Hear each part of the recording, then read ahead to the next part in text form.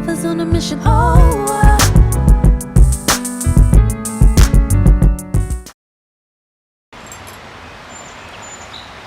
my name is Haditha, also known as Didi or Butter, is what I go by. I am 38 years old, a single mom of 3 boys, 9, 15, and 19. Wow. I was born in Martinsville, Virginia, but I grew up in Pittsburgh partially. Coming to Cleveland, Ohio, around in 7th or 8th grade, and I've been residing here ever since. I came here starting off because my father had to go to prison, and so my mother was around more family for support, so I started off here. I wouldn't consider myself as growing up in a difficult household or, you know, such a tragic home, because I had both parents my whole life. I had a lot of siblings. I've always had foster kids in my home, foster sisters and brothers.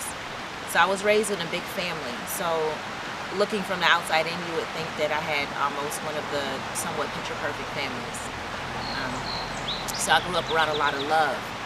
But, you know, we had our ups and downs as far as, you know, the prison with my dad, my mother having to work 2 and 3 jobs,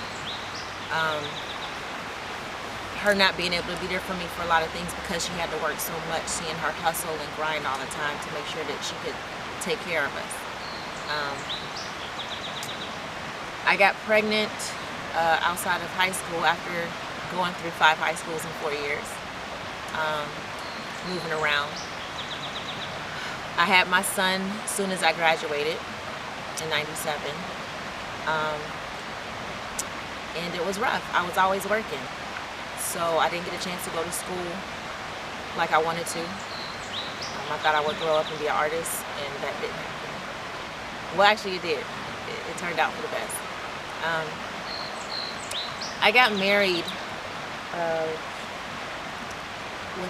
once I had my second son, when he was about 3. And that took a turn for the worse. My marriage was very abusive in all aspects. A lot of people thought we were happy, and it was not. I felt like I had to because I got pregnant, and I was so used to it. It just kind of happened. So I had to deal with verbal abuse, mental abuse, physical abuse, and sexual abuse. Very few people in my life knew about it. I didn't even tell a lot of my family because, what do you say? How do you tell someone something like that? So you learn to deal. Your everyday circumstances become your normal. What someone else may seem as crazy is now your normal. So you learn to deal with it. So you learn to mask it and move on. Fix yourself. My mother would tell me, pray, and when you make yourself better, then your lifestyle is better. So that's what I did. So eventually 1 year led to another, and I was married for 8 years.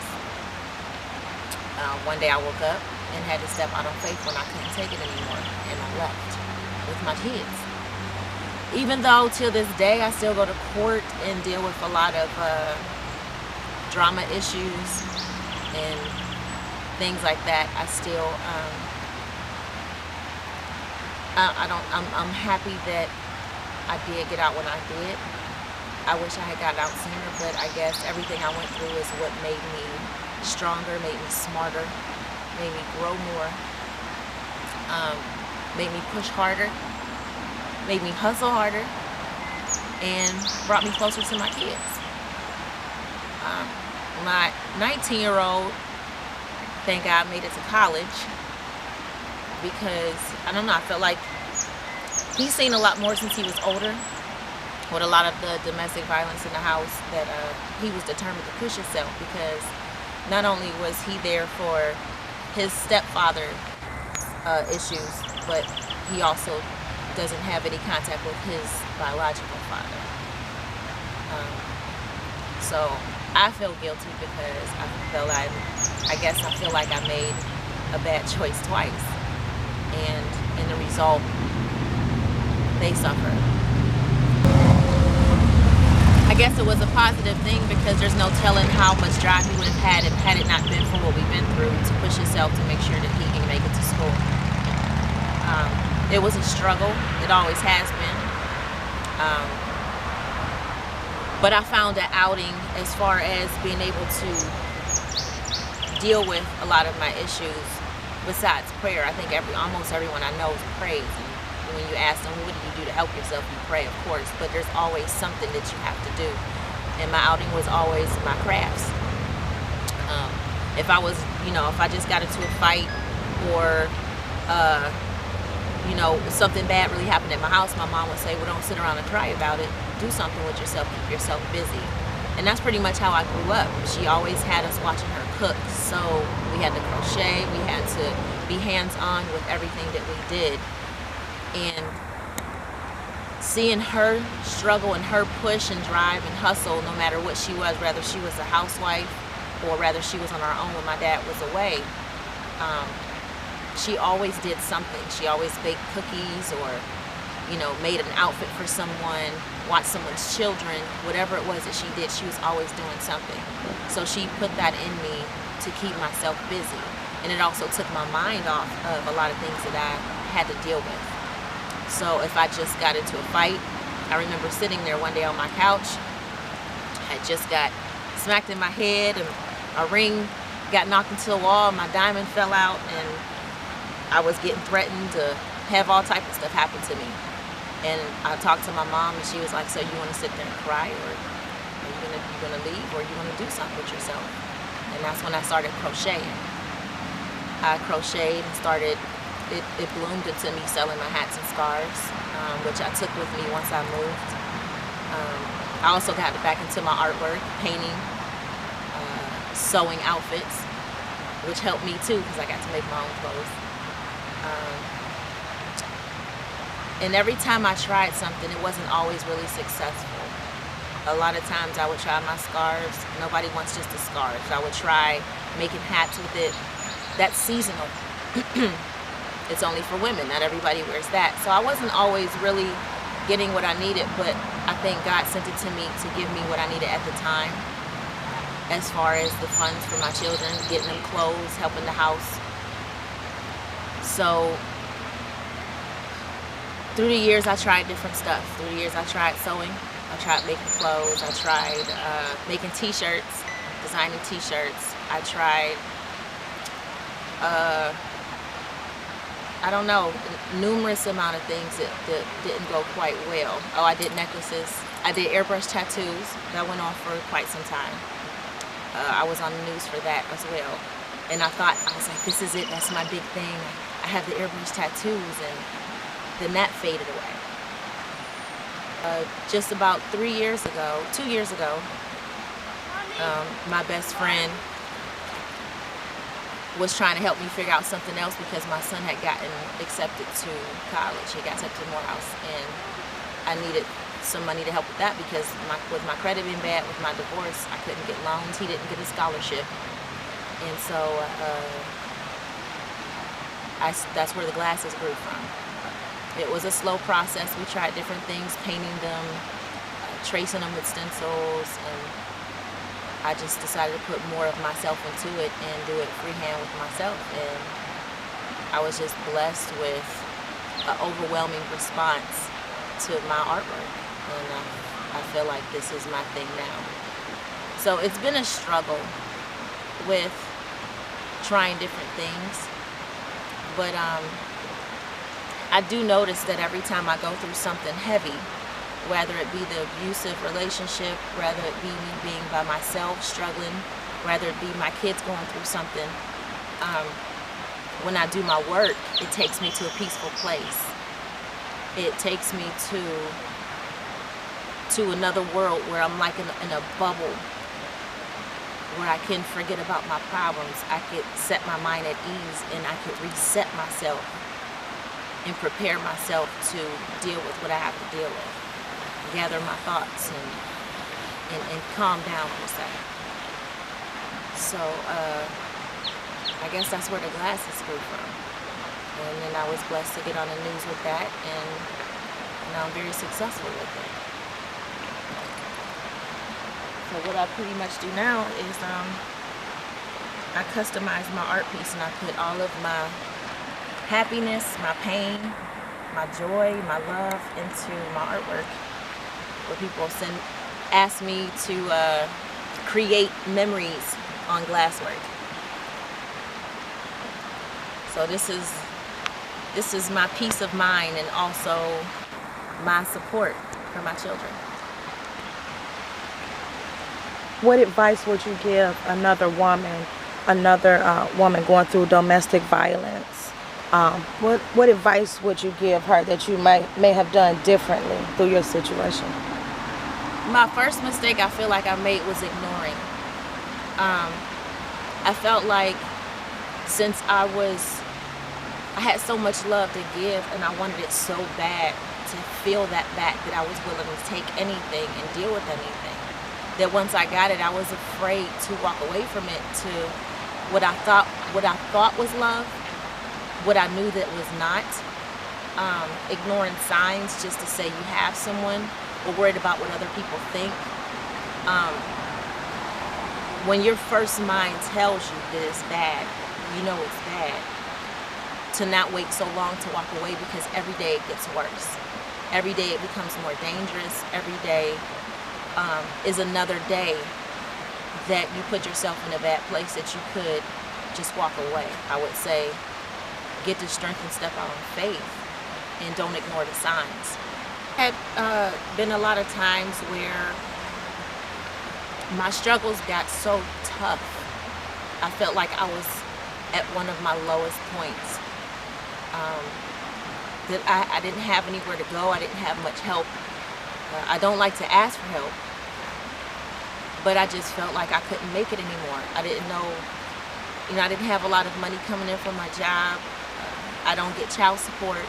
I don't get any type of assistance. And it felt like I wasn't gonna make it. I was asking God, like, why am I going through this trying to be a good person? I'm always trying to be a good person. I'm always trying to do the best things for my children. You really think you're not gonna make it? You're not being a good parent? Because you can't provide the life that you intended to for your children. And you feel like you're alone. And I remember a close friend of mine who's a pastor. And one day he told me, he said, brother, sometimes you have to understand that the things that you go through are not for you. And when I think about that, I'm like, who said I was strong enough to deal with this? And I don't have anyone's help. At the end of the day, you have to go home and deal with your stuff. It's just you. They're dependent on me. And I would question God, like, why? Like, what am I supposed to do? What am I going to do tomorrow? But there was times where just when I felt like I was going to give up, I would get a random person, stranger, who I never thought was hearing my problems or seeing what I was going through, hearing me talk about my children all the time and how much I love them. I had a random stranger walk up to me and would say, Merry Christmas. Hand me an envelope of money. Not something on the news, not something that they had to tell everyone else. Just random stuff, like God was saying, relax, I'm here. Just keep pushing, keep doing it. I didn't go anywhere, I'm here. And that happened several times for me. And after a while, I was like, okay, I got you. I got it. Even at my lowest, I know that things happen just in time, just as I need them. And it hasn't failed me yet. It hasn't failed me yet. I've been in an empty apartment with my kids, and I've pushed so hard while I end up with furniture and a house full of food. And at the end of the day, each time I felt like I wasn't gonna make it. Even there's days I go home now and I'm wondering, what am I gonna do?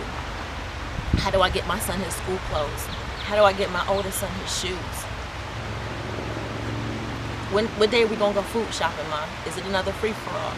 And I'm stood there looking at me like, you have to provide this miracle. Superwoman doesn't have her cape. But as always, I felt like God has come through for me and is telling me just to stand still. Like my sister tell me, stand still. Do what you do and stand still and let him work. So even when it feels like things are over, I guess having a good heart pays off. Pieces of me were scattered, blowing in the cold in different directions. Truth, truth, truth be told. Oh, then I look into your eyes and everything felt like it could be alright. You went and put me back together again.